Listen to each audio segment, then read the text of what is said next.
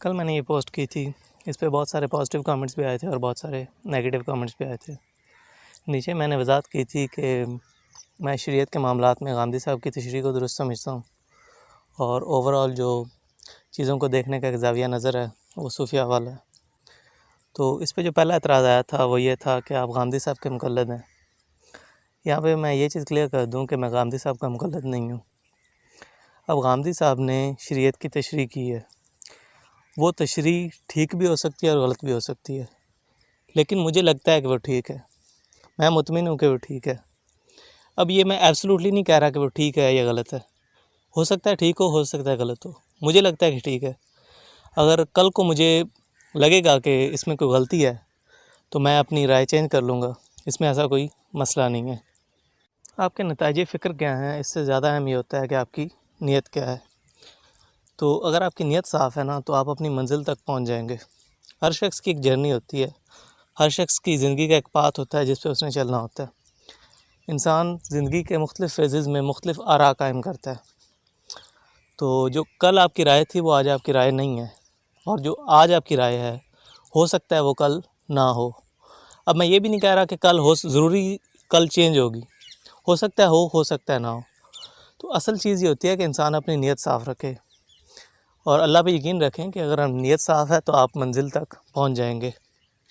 دوسری چیز ہے تصوف۔ اب سوسائٹی کے اندر صوفیزم کس چیز کو سمجھا جاتا ہے؟ شیخ عبدالقادر جیلانی ہیں، ان کے بارے میں سمجھا جاتا ہے کہ وہ غوث پاک ہیں۔ علی بن عثمان اجویری ہیں، ان کے بارے میں سمجھا جاتا ہے کہ وہ داتا ہیں۔ اسی طرح سے حضرت علی کے بارے میں سمجھا جاتا ہے کہ وہ مشکل کشا ہیں۔ اسی طرح سے ایک پیری مریدی کا پورا کانسیپٹ ہے۔ اب ان میں سے میں کسی چیز کے ساتھ بھی ایگری نہیں کرتا۔ میں محمد الرسول اللہ کے بعد کسی شخص کے بارے میں یہ کلیم نہیں کرتا کہ وہ غلطیوں سے پاک ہو سکتا ہے۔ سب نارمل انسان ہیں، کسی سے بھی غلطی ہو سکتی ہے، کسی سے بھی اختلاف کیا جا سکتا ہے۔ اب یہ وہ تصوف تھا جو کہ عوام کا تصوف ہے، عوام اس کو صوفیزم سمجھتی ہے۔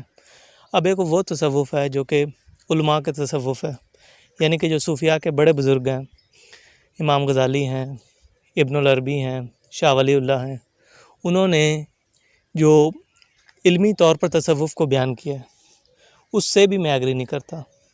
جو میں نے پوسٹ میں بات کی تھی وہ یہ کی تھی کہ اوورآل جو چیزوں کو دیکھنے کا ایک زاویہ نظر ہوتا ہے، ظاہر کے پیچھے چھپی حکمت کو دیکھنا، ظاہر کے پیچھے باطن کو دیکھنا، ایک جو اللہ کے ساتھ آپ کا ایک ریلیشن ہوتا ہے اس حوالے سے، اور کچھ چیزیں انسان کی ہوتی ہیں، پرسنل فیلنگز ہوتی ہیں، یا ایک پرسنل انڈرسٹینڈنگ ہوتی ہے جس کو قانون کی صورت میں بیان نہیں کیا جا سکتا۔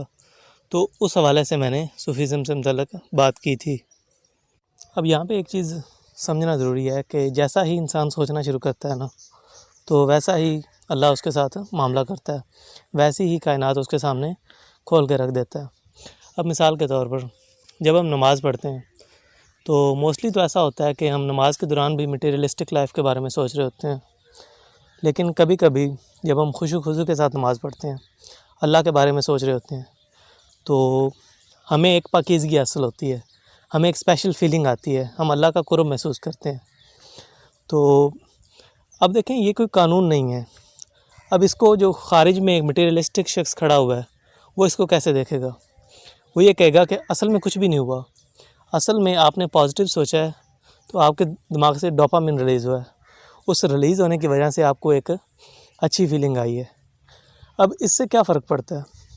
اصل میں وہ ڈوپامن میرے دماغ کے اندر اللہ نہیں رکھا ہے نا، تو اصل میں اللہ نے ہی ڈیسائیڈ کیا ہے کہ میں اگر اس طرح سے سوچوں گا تو مجھے اس طرح کی پاکیزگی حاصل ہوگی۔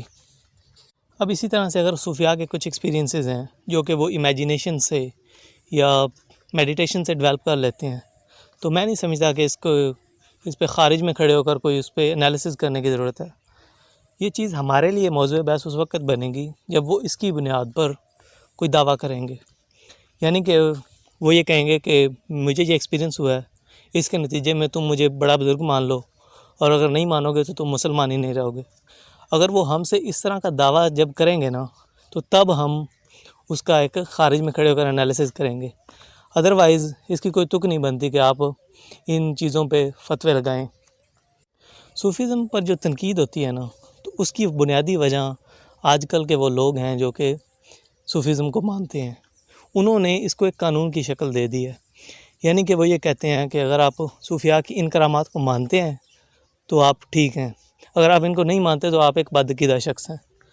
اب یہاں پہ صوفیزم پہ تنقید ہوتی ہے، اور یہاں پہ ہونی بھی چاہیے کہ وہ کوئی پیغمبر تو نہیں تھے جن کو ماننا ضروری ہے یا جن کی کرامات ماننا ضروری ہے.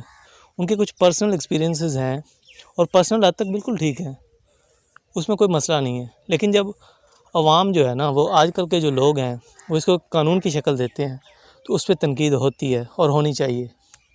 کچھ لوگ میری فرینڈ لسٹ میں ہیں جو کہ جن کی صوفیاء کے بارے میں بہت ہی نیگیٹو رائے ہے، تو ان سے گزارش ہے کہ آپ یہ دیکھیں کہ صوفیزم کی ابتدا کہاں سے ہوئی ہے اسلام میں.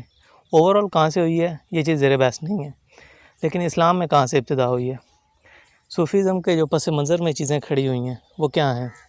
مسلمانوں میں جو ابتدائی ڈویژنز ہوئی ہیں وہ سیاسی ڈویژنز ہیں، ہر طرف خانہ جنگی ہے، ظاہر پرستی ہے، تو یہ چیزیں صوفیزم کے پس منظر میں کھڑی ہوئی ہیں. تو اب اس میں صوفیاء نے کیا کیا کہ ظاہر کے بجائے باطن پہ فوکس کیا. اب یہ تو ہو سکتا ہے کہ وہ باطن پہ فوکس کرتے کرتے زیادہ ہی فوکس کر گئے ہیں، تو اس پہ بحث ہو سکتی ہے کہ ایک بیلنس ضروری ہے.